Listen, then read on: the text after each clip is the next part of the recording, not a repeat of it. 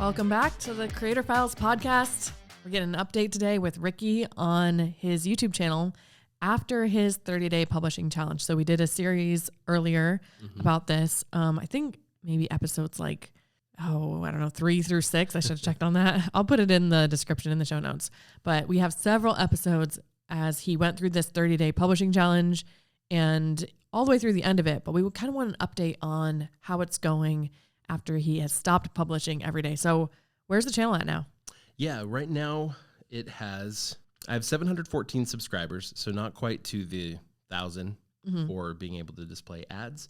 And then watch time, I have 3,400 hours. And that's actually really interesting because Jim and I created the Backfire YouTube channel. I remember this same thing happening.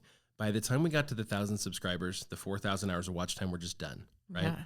And so many people say, how do you get to the watch time? And I've always just been like, just keep working on it. And by the time you hit the 1,000 subscribers, the watch time will come. And so many people tell me, no, I'm at over 1,000 subscribers. I can't get 4,000 hours of watch time. It's just something about the type of videos I make. For some reason, I get more watch time than I do subscribers, at least pace-wise, comparing the two to each other. Yeah. Do you have theories on that? Some. I think part of it is maybe just the type of videos that I make.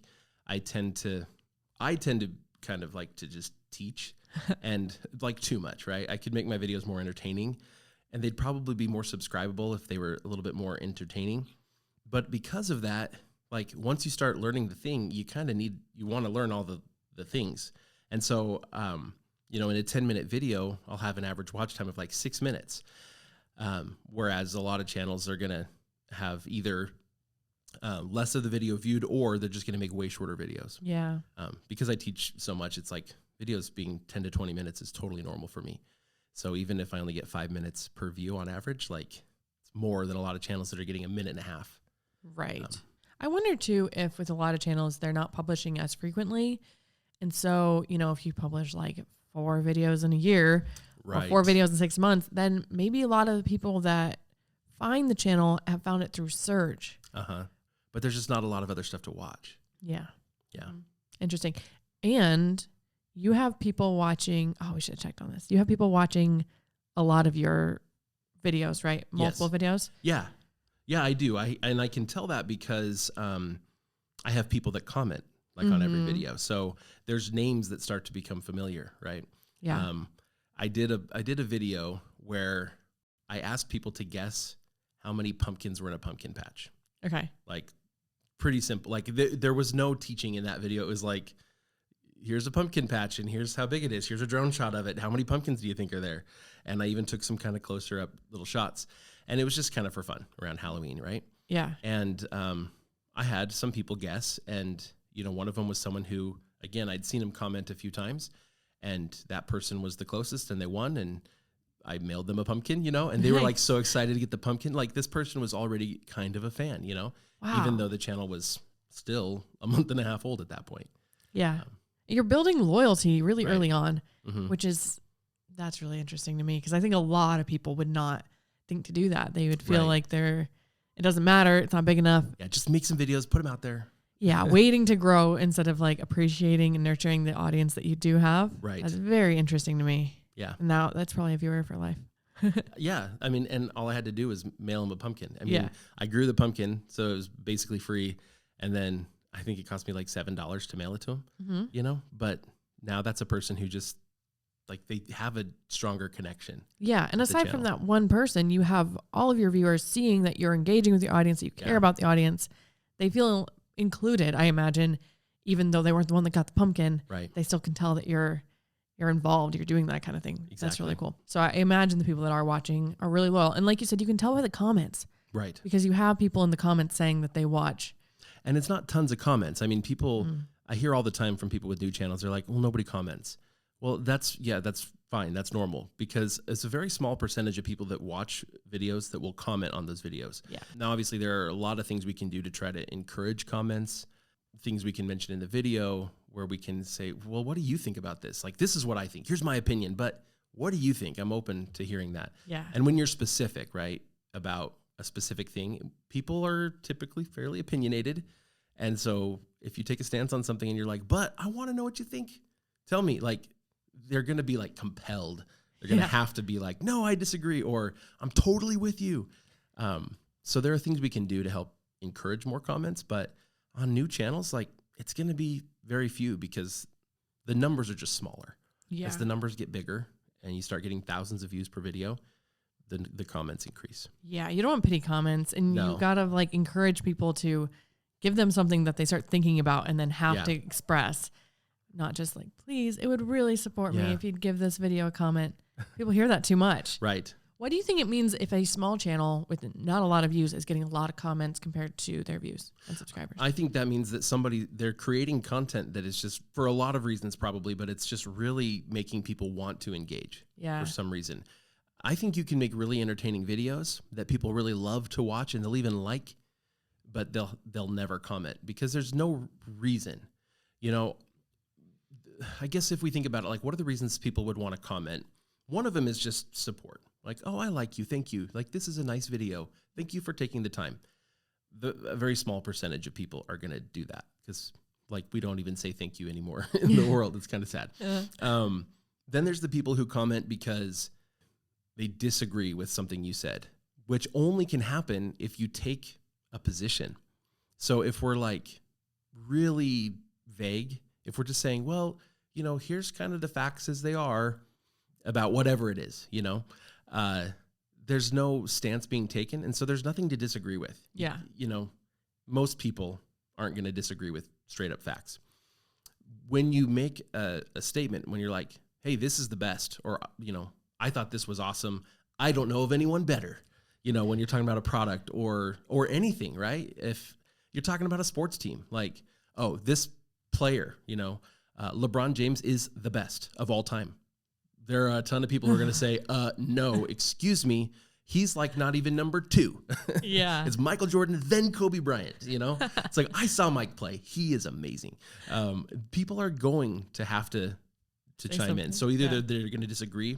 And then the next, I think, is because they really agree with what you said. And they just want to be like, they want to be part of that. It's like, oh yeah, I'm Team Mike too. You know, Michael Jordan's the best. And so they want to be part of that, and they're going to jump on, and then they're going to have that sort of banter in the comments, right? Mm-hmm. There's the people who comment because they're trolls.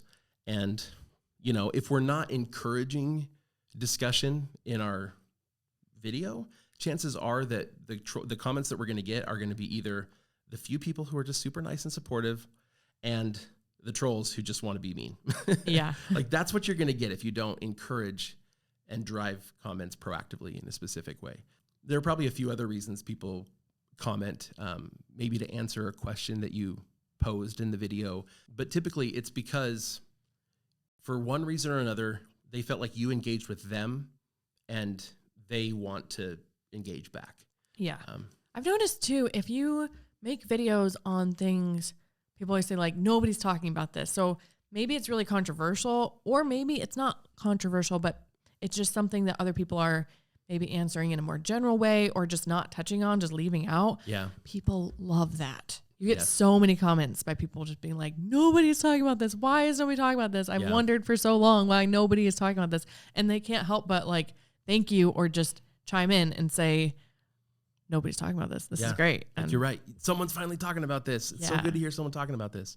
Yeah. So I feel like that's a really good way too, to get some natural engagement without even necessarily asking. You're just and building a loyal audience too by doing that. And then people go for that unique information that they feel like they can't get anywhere else.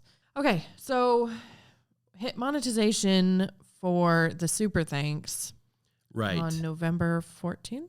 November 14th. And yeah, that was interesting. So, you know, only a few months ago, YouTube enabled this kind of early monetization. Yeah. So it required only 500 subscribers. So halfway on the subscriber count, but still 3,000 hours of watch time. And so I hit the 3,000 hours of watch time.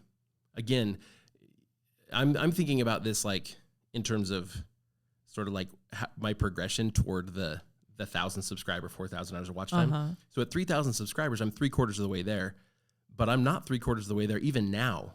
And it's been 2 more weeks since then. I'm not 3/4 of the way there on subscribers. So that's what I mean, where like I'm at 3,400 hours of watch time. I only need 600 more hours. Yeah. But I still need almost 300 subscribers. Have you been asking for subscribers? No, not really. The one thing I do is kind of as a call to action at the end. Sometimes I'll point out a specific video, usually not because I just don't have that many yet. But what I always do say is something like, and if you like the topic, right? If you're into this, that's what this channel is all about. So check out the other videos I have. And then I always have videos in the end screen. I'll usually have two, one that's a specific video and one that's like selecting the best for viewer that YouTube has. So I'm trying to encourage people to just keep watching. And I think if people watched a couple videos and are like, oh yeah, I like this guy, they're going to be more likely to subscribe anyway. Mm-hmm. Just everybody knows. Click the button, ring the bell, everybody knows what to do if you want to see more videos. So I don't feel like I need to say that very often. Right. I do think though, there's a balance though, because if we don't remind people, like they're going to overlook it. There are a lot of channels I've watched that I don't subscribe to. So what I've seen a lot of YouTubers do is at some point in the video, they'll have a little subscribe button appear on the screen and then a little mouse button kind of clicks on it. And it's like this subconscious, like you didn't come out and say, hey, subscribe. But like, you just kind of gave them this little reminder. Hey, by the way, just click this little button right here. And it doesn't interrupt the pacing of the video in that case. Exactly. Yeah. There was a channel, I have to find it. It was so interesting. I think it was some kind of YouTube education channel. I'll find it and put it in the notes.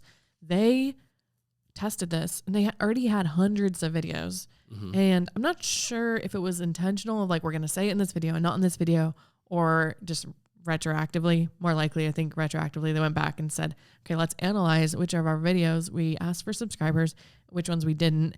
And they looked at the metrics and they did get more subscribers by far than the ones where they asked for subscribers. If you don't remind people, they probably won't do it. Yeah. So I don't know. Yeah. People get sick of it and it is annoying, especially if it's drawn out. I think so many people I've noticed are still doing the thing where at the end of the video, they don't know how to wrap it up. Uh-huh. And so they spend a long time asking for a subscriber. Like, you got to ask quick. Yeah. You can't spend 5 minutes.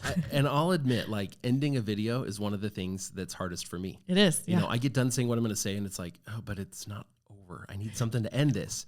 And so. Bye. Yeah. Right.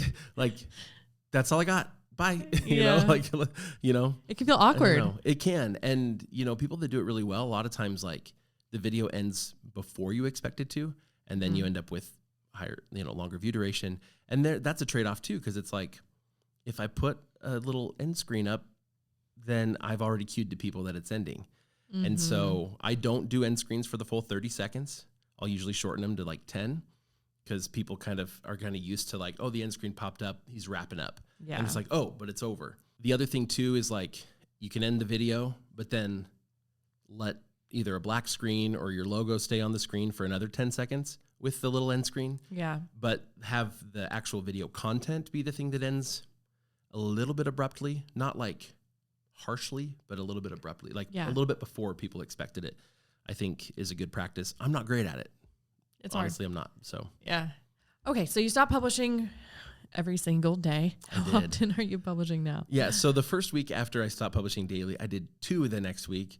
And then I think I quickly went to 1 a week. Okay. And then by the end of October, even before the end of October, basically a lot of things coming up, lots of things I needed to do. I missed a couple weeks. And then I published 1 November 8th. Mm-hmm. And I haven't published since. So I have one that should go out like tomorrow and another one I'm filming now that'll probably go out next week. So I'm getting back into this weekly routine. But a few things that kind of came up, and everybody's going to have this, but if you can avoid doing what I did, please do. I think part of it was by doing 30 videos all of a sudden, I was maybe a little burnt out, but also while I was doing 30 videos, I was like in the zone. So every day it was like, yeah, I've got like 10 things I could film like right now. Well, when it came down to like, I only needed 1 or 2 a week, it was like, what am I going to film? Like, what do I have that's even kind of ready? It just like was harder to come up with ideas. And it's like, I've got 1,000 ideas. Like, this is easy. But it should have been like way 3 easier. Times easier, at least. No, yeah. It was almost like I was willing to accept a video that wouldn't do amazing because it was, in a week, it was 1 of 7. Right. Right. But now it's like, oh no, I want everyone to be a winner. And so I feel like it has to be great. And so I end up wanting to film, and I have these ideas of ones that I've been wanting to do from the beginning that are going to take more time. And I haven't been able to, I literally need to take a day to go out to the mountains and film, Yeah. And so then it's well, if I'm going to do that, then to be efficient, I should probably have 3 that are planned that I could go film that day in the mountains so that I don't waste my time. All of a sudden. And next thing I know, I'm not doing it at all. And so that's kind of what happened. When I stopped the daily publishing, my views, new subscribers, watch time, all those numbers dropped precipitously, right away, which didn't surprise me. Yeah. Because when you do have some people watching every video, you're going to get a lot more views, right? So again, if I have 5 people that just watch every video, but I publish 7 in a week, that's 35 views that now I don't get any of those because those people have already watched all my videos. They're not, they're not rewatching old videos. And so the only views I'm getting now are from people that YouTube is showing it to, either because they searched or because it's in their feed. And YouTube is, and this is the cool thing, even without me publishing for 3 weeks now, and that's sad. But even without me publishing in that amount of time, wow, I'm still getting 200 views every day on average. Wow. So some days are closer to 300. Some days are actually the lowest day I have in the last 28 days is 149 views. And the highest is 298. So almost 300 views. Yeah. Which, by the way, is an excellent metric to keep an eye on. Yeah. Not that you should obsess over analytics at all, but so many people just obsessively watch the subscribers tick up. But yeah, look at the daily views.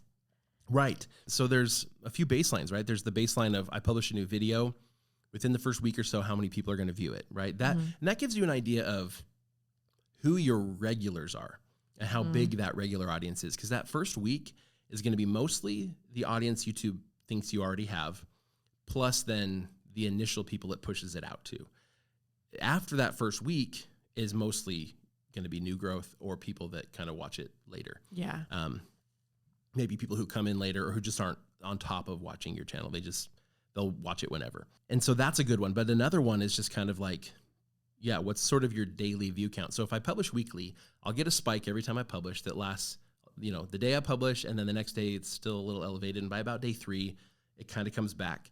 What do those little valleys look like, and kind of where do they level off at? And that's kind of your baseline daily view count right there. Yeah. And it is a good number. If that number is going down, be concerned. If that number is going up, cool, we're moving in the right direction. And so for these new videos that you published after doing the 30 days daily, so you sort of had, I don't know, I'm not going to call it a break because it was intentional, but you went from a really frequent publishing schedule, and then 2 people that watch daily might have looked kind of like a break, or especially if you're thinking about how it looks to the algorithm. But did you notice any difference in the reach? A little bit. Part of it, I think, though, is the video topics. But yeah. If I look at my content, channel wide, the very last video I published, the one I published in November, was literally the one where I gave away the pumpkin. Oh, no, just kidding. That one was late October. Okay. There's one since then.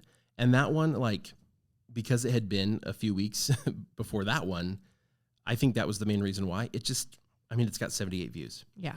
By the way, on this whole channel, there are 33 videos. That seems 33 long form videos plus a few shorts. That's why I'm that doesn't seem right because I published more than 3 since the 30-day challenge. So there's 33 total videos and only 6 of them have under 100 views. And one of them is the latest one I published. Yeah. And then the one before that was the one where I gave away the pumpkin. And that one initially didn't do amazing, but it's got 226 and it's not even literally I gave away a pumpkin and then I showed how I kept the weeds down in our pumpkin patch. Yeah. It was a little bit informative, but mostly it was giving away a pumpkin. And the lower views might be because, subscribers haven't kept an eye on it since it's been a while. It could be for other reasons. I'm kind of tired of the myth. I think it's safe to say it's a myth that the algorithm punishes you. No. Because you stop publishing for a little bit. Right. It's not how it works. Your loyal audience might forget about you. And that's what it is. Yeah. Because if the algorithm is made to approximate who the audience is, then if YouTube shows that, oh, this person published again and it's in their feed and everything, but they're just I'm kind of, when you're into something in the moment, you see a new video come out, you're like, oh yeah, and I have channels like that. I have podcasts I used to listen to every episode. I don't anymore. And it's not because they quit publishing, but just like for one reason or another, kind of shifted away. There are channels where they kind of slightly changed the format and it was less interesting to me. So when I see it pop up now, it's like, unless the title's really interesting to me, I'm not going to click this time. And I would have before. Yeah. And I think the same thing happens when you take a step away. People just get out of the habit. And so now their feelings have kind of just cooled. They're not as just like excited every time you publish. Yeah. But you can get back if you totally go back to publishing more often. Do you have a goal for how often you're trying to publish now? I would like to get back to a weekly publishing routine. I think that for a lot of channels, that's pretty good. If you can keep it up. I think maybe that's just kind of part of how we as humans are in our routines. We kind of, at least in the societies that I've been a part of, right, in kind of the Western culture, we work to kind of a weekly schedule, this 7-day routine. All of my Mondays are fairly similar. My Tuesdays are fairly similar, right? Yeah. And so if people are just used to like, on Monday or on Friday or whatever, they publish, cool. It's going to get people into a routine of watching. Yeah. I think if you do a lot less often, the same thing happens to me, by the way, with television shows. You get into a show and if you're watching them as the episodes come out week by week, it's like, cool. Oh, new episode's out. I want to go watch it at least within the next day or so. But when the season ends and you have this long break, maybe you're really excited and hoping, when the show comes up again that you're going to watch it week by week. But a lot of times, like, you just kind of get out of that routine. Yeah. And then the next season's halfway over and it's like, oh, there's some new episodes. Cool. I'll catch up, Yeah. and you want to watch it, but you're just not like in that routine. Right. And so I think if you can maintain like a weekly schedule, you can become part of people's routine. And I think that's why that works so well for people. And the exception being some channels that are just, the videos are just really good and you really like them. And so you don't really care when they publish. I've mentioned him before, but Mark Rober is one where we see a new video and it's not even me. It's my wife's like, hey, did you see there's a new Mark Rober video? I'm like, yeah, I saw that it was there, but I haven't had time to watch it. She's like, pull it up on the TV. Get the kids. Come on, sit down. We're all going to watch Mark Rober, Dedicated. And everybody loves it. Yeah. Because we had to see lava versus acid, like who's going to win. And we just, anyway. That's fun. So I think you can break out of that, but I think for a lot of us, getting into a routine that can fit into other people's routines is beneficial. And expecting that you can be at Mark Rober's level of people being like, put it on right now. Right. That's not going to happen. That's like how people get when Disney releases a new, Pixar movie or something. Like you just kind of almost a lot of families would automatically go see it. You're not going to be a Mark Rober level for a while. And Mark that's Rober okay. wasn't at Mark Rober level for a while. Yeah. Like he was publishing on YouTube for years before his first glitter bomb, and there were some other videos that did well before that one, but that was when I found out who he was. Good point. Jimmy Donaldson, Mr. Beast, he was on YouTube for years. And look back at those old videos and you'll see like it's not the same person. Mm-hmm. But once like things kind of got dialed in, then suddenly just in the last few years, like, oh, new Mr. Beast video, everybody has to watch it. But it wasn't always that way. Right. And you more than likely will never be, anyone listening to this will never be Mark Rober or Mr. Beast level. Right. Possibly. Unlikely. Some of you might, but most of you probably won't, and that's okay. You can still have an amazing channel and an amazing channel where people will watch every video just because you released it eventually. But especially in the beginning, I think if you can get kind of into people's routine, that's not terribly hard to do. No. Especially for at least a portion of your audience. So. And like I mentioned the Backfire Channel. I haven't been on that channel in over 2 years. I still have people who are like, hey, aren't you from Backfire? Because they're watching. In fact, looking at the analytics, if I look at the 20 most viewed videos on the channel, like 3 of them are from like the first 6 months of the channel because they've just been around so long and they're kind of staples for the channel. So literally people are watching me on a channel I haven't been on for 2 years. Funny. And there are a lot of people who they watch every video on that channel when it comes out today. Is this online or in person that you're getting recognized? In person. Oh, fun. People are like, hey, aren't you that guy? And it's like, I do way more with Income School, but demographically, the Income School audience and the Channel Makers audience and all of you guys you're all spread out worldwide. Yeah. The Backfire Channel, there's a lot higher density of the viewers of that channel. Plus, that channel's got a lot of subscribers and a lot of regular viewers. And so it's lots of videos being viewed by millions of people. Yeah. And so anyway, and those people are more concentrated in the Pacific around the Northwest. region where I live. Yeah. And so I get recognized in person way more for that channel than cool. anything else. Uh-huh. Do people usually know your name or they just kind of know your face? Usually they just know my face. Because even on that channel, we weren't really like, it wasn't like, you're Jim, I'm Ricky. From the beginning, we included more people on the channel. There's Nathan's in some videos. It was never so much about like us as individuals. Do they usually know the name, like Backfire, or is it Backfire? Okay. They know Backfire, which is interesting because everybody right now, it's like, personal brand, right? It's about the personal brand. Nobody cares about a company. But the thing is, it's like, they don't care about a company, but they do care about a channel. Yeah. You know what I mean? Like, Dude Perfect, I don't know any of their names. But they have a brand. True. It's not about some corporation. It's like the Dude Perfect guys. Yeah. Exactly. And so I think you can have a really good brand that's not just tied to an individual personality. I hadn't really thought about those specific examples until right now, but yeah, it's true. With Backfire, people, and that channel's huge. Yeah.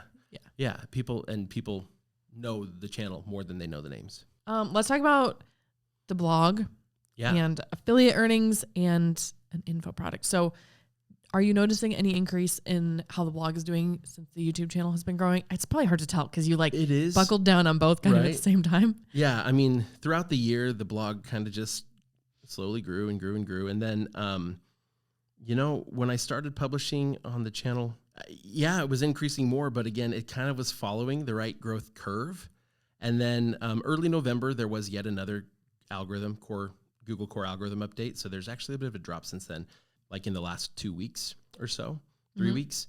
It's interesting though, because I didn't get hit by any of the other updates. There've been a bunch this fall. It was just the very latest one. Wow. But again, it's picking back up. So it's kind of going up and then there's a drop and then looks like kind of this upward trajectory. And then I'm showing today's numbers and it's the morning. So today looks really bad. But yes, so I don't know how much the channel has really pushed traffic to the blog. I haven't been super deliberate about it. I think there was I did one YouTube short where I pushed people to the blog and I may have mentioned it in a couple other posts.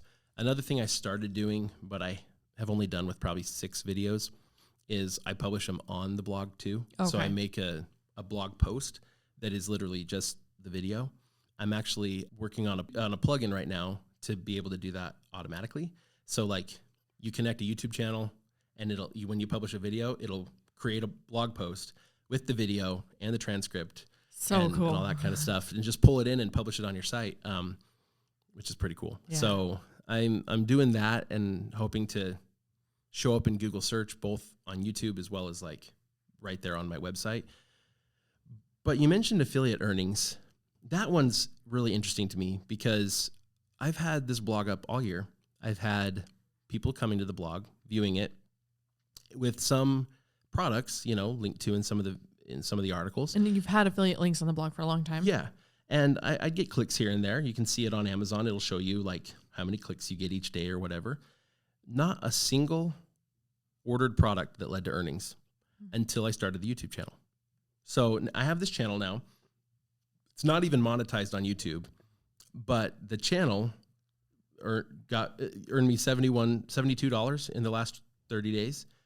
And I published one video in that time frame. So my 200 views a day earned me $80. There you go. That's something to be excited about. Yeah. You don't have to wait for YouTube monetization. The day we get monetized, it's not going to suddenly start making me a bunch of money. No. Slow. So you can see that those are from YouTube. I guess what I'm trying to ask is, do you think anybody has gone to the blog from YouTube and ordered an affiliate product and they just trust you more because they saw you on YouTube? Or do you think they're all coming right from YouTube to Amazon? It's tricky to say because Amazon's not showing me for sure where they came from. Okay. I just know I didn't get any sales until the YouTube channel. And so I suspect it's a combination of those things. If people went to the blog and then ended up buying a product, that wouldn't surprise me if that's happening with some of these people. But the biggest thing I think is that there's a different level of trust when there's video content. It's totally different. You can read blog posts and you have no idea if that person's actually touched the product. Yeah. The article might have been written by AI, who has obviously no idea if the product is any good. But when I like physically handling a product and saying, wow, this feels pretty rigid, like this is good, and you trust me a lot more. Yeah, it's so weird because like obviously if you have the affiliate link in your YouTube, like you're hoping to make some money. Yeah. Just like the person that wrote the blog post, but it is so different. Like if I read a blog post, especially an anonymous one, it's like, I don't trust this at all. Right. I don't know if AI did this or, I just don't trust it at all. And then, yeah, if you see a creator that sounds down to earth and kind of sounds like they care about their audience and they're mailing them pumpkins and like, yeah, I trust this guy. Yeah. Well, and it's like, you make a video and you're like, hey, here's the backpack. It's a pretty sturdy backpack. The zippers are working well. They're not getting hung up anywhere. Yeah. Like maybe you point out some downsides that people think, oh, that's not a big deal to me, or. Exactly. And I think that's important. Like if you're going to be reviewing products, like if you only talk about how great it is, then it looks like an ad. Yeah. When you talk about like, well, as far as this goes, I've definitely seen better, but this one's a lot cheaper. So if you're on a budget, just know that this is what you're losing by saving money. Yeah. Or, that's what you're paying for when you spend 5 times as much for the name brand product or whatever. Right. It's exactly what people want to know when they're looking for a review. What are the trade-offs? Yeah. Everybody can tell that which one's more expensive and assumes that the expensive one is probably slightly better, but yeah, is it worth it? Is it worth it in the ways I care about?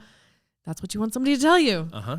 Yeah. And you can look at reviews, but it takes so long to set through reviews or just 4.5 stars. Like, okay, so it's great, but is it great for the money? Is it great in the ways I need? Yeah. And you got to wonder even now, like Amazon reviews, how many of those reviews were written by, somebody like the company itself? Yeah. Right. You see a new product out there and you're just like, it has 7 reviews. They're all 5 stars. Everybody thinks it's amazing. The English isn't very good in most of them, and it says that the person was a buyer, but like, is it worth it for a company to go buy 10 of their own product from themselves? Sure. To get 10 good reviews to start off with? And I know this is happening. There are people literally paying for that too. Like you can pay people on Fiverr to write reviews. It can be a little tricky because Amazon can tell if they're an actual customer or not. Mm-hmm. But like, you can pay them to buy it. Yeah, exactly. A lot of fake reviews out there. Yeah. Doing legit reviews and being able to show it, like being able to actually have the product. I think people are trusting that way more even than the star rating reviews on Amazon. Yeah, it's huge. And depending on what your topic is, it can be a little expensive to break into. But I mean, even if you can start with cheap things, like for example, on channel makers, tech is expensive. If we had tried to do 6 cameras or something, we could have done it. It would have been really expensive. No, we did RGB lights. Yeah. Like that's pretty cheap. And that video did really well. It's still doing really well. Yeah. Like it's still, right now, I think it's one of our top 20 viewed videos in the last 28 days. Right. So even if you have an expensive topic, like what in that topic can you do cases for whatever the thing is instead of the actual thing? And then you get a little bit of a proof of concept because I get if you have a really new channel, maybe you're not getting a lot of views anyways, that could be scary to invest a lot of money. But yeah, do it for some cheaper seed. Did this do really well? Would it be worth it to do it with something more expensive? One of the early things we did on Channel Makers before the channel had much of an audience. And it was interesting because Jim and I were like, well, let's do RGB lights. I think it was Jim's idea. And then we ordered 7, I think, RGB lights, 7 different ones, quite a range in prices. And then we just planned out a series of tests. Like there's apps on your phone. Some are free to be able to test like how bright it is, to be able to test the color. Basically like shine the exact same color on a blank white wall and measure what your phone says that color is. And then, from there you can determine like which ones are more or less accurate, right? Man. We did a bunch of stuff. We did one test where we just charged them all 100%, turned them all on, and then we put a camera that could see them that just ran until they all turned off. And so we could see from the timestamp in the video, we didn't have to sit in the room and watch. So we did a bunch of tests and then we handed the data over to Nate and he made a video. But that wasn't hard to do. We probably spent most of a day, but again, a lot of that time was like set up the test and leave. Yeah. And then when we were done, we had all this awesome data. We did the same recipe over and over and over again on Backfire. On that one, we did spend a lot of money, but we started off with rangefinders, which aren't cheap, but they're a lot less expensive than other things that we ended up testing later. But followed the same recipe. Like, what are the things people want to know? With an RGB light, it's like color accuracy, maybe not the most important. I can just like, adjust the dial till I get to the right blue that I want. Yeah. But like, how convenient is it to use? How easy is the menu to click through? At least one of them had Bluetooth to the phone, so you could actually like set it in your phone and turn it on. And then how long the battery lasts is a big one. I mean, if you're filming, maybe you have a 10-minute video, but you're going to be filming for 45 minutes. Well, if the battery only lasts 30 minutes, that's going to be a problem. Mm-hmm. Like, we just thought through, like, what are the things people would want to know? Yeah. I've seen some tests lately of people who wear like 5 fitness watches and then they go count their steps for 3,000 steps. Like, they just go for a walk and count while they walk. And then it's like, which ones were the most accurate? Yeah. And yeah, just look at the questions people are asking or wanting to know, like, oh, seems really accurate. If there's a review and somebody says, seems really accurate, and it's got a bunch of likes, then, okay, maybe test that type of thing. Right. Like we did on Cook for Folks, Anna and I did thermals. We put them outside overnight with hot chocolate. And which held their temperature best. Exactly. Yeah, which is interesting too, because like Hydro Flask, get the name, and like it feels like good quality, and I think that one did decently well. But when I'm buying something, I always wonder like how much of it is a bias because of the brand perception. Right. See people like, man, this is so nice. Like, are you sure? Would you notice if the brand was different? And we were surprised by some high-end name brands that weren't holding the temperature as well. And even if the expensive ones do better, then you can say, okay, well, this water bottle is $30 more and you will get 2 hours longer out of it. You will get 12 hours instead of 10. If you're outside in the freezing cold. Yeah, exactly. If you're inside at your office drinking coffee, it's not going to matter. It's not going to matter because hopefully you drink your coffee in less than 12 hours. Hopefully, right? Hopefully. Like, so there's, but you can test like the extreme limits. And then in the video, you can kind of pull it back to but practically speaking, these two are the same thing for the normal uses. But if you're if you are going to go out like snow skiing or snowmobiling, I couldn't think of the word. Literally talking to my dad about snowmobiles like 2 days ago. You're going out snowmobiling, right? And like you're going to leave this, Stanley thermos full of water at your campsite all day. And when you come back, you want hot water.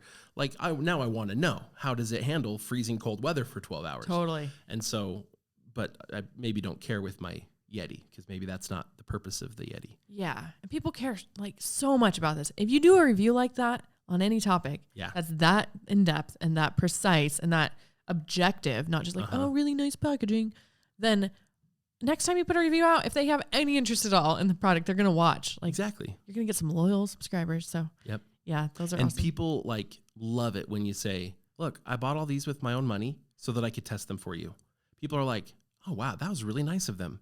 Like that's really cool. Mm-hmm. And then suddenly the trust level goes way up. We did this one video where the intro was Jim and he's holding 7 rifles, like holding them out in front of him, like, kind of up on his shoulders, and he's walking toward the camera and he's like, and it was just, we basically scripted it because it was hilarious. It was like, we told the government it was a business expense. We told our wives we were working and we went out to test these. But part of the intro was like, and we bought them with our own money because no one can buy a Backfire review. It was like, that was part of it. It's like, you can't pay me to say good things about you. And so even though now Backfire has had some where people send him a product and he tests it, but he's already given that like, I'm going to say the negatives. Yeah. That expectation, set the standard. Okay. So takeaways are review things really objectively, get some stats, publish consistently. Yes. And mail people pumpkins. Yeah. Or something. Maybe.